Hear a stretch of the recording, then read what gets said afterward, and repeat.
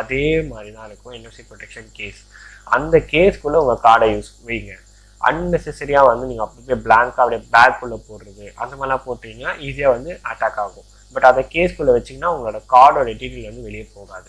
ஓகேவா? ஸோ அந்த ஸ்கேன் பண்ணாலும் ஒர்க் ஆகாது. அதனால் என்எஃப்சி ப்ரொடெக்ஷன் கேஸ் வந்து வாங்கிக்கலாம். ஐ திங்க் அது நியர் 250 rupees ஆயினான்னு நினைக்கிறேன், எக்ஸாக்டாக தெரியல. 3 holders வந்து தருவாங்க. ஓகேவா? ஓகே.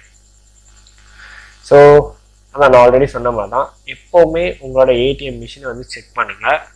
அந்த மிஷினில் வந்து ஏதாவது வந்து டிவைஸ் வந்து வச்சுருக்காங்களா மலிஷியஸான்னு சொல்லிட்டு பார்க்கறதுக்கு அந்த டிவைஸ் வந்து செக் பண்ணிக்கோங்க. லைக் ஏடிஎம் மிஷினில் அந்த கார்டு போடுறேன் இன்செக்ட் பண்ணுற இடத்த. ஓகேவா?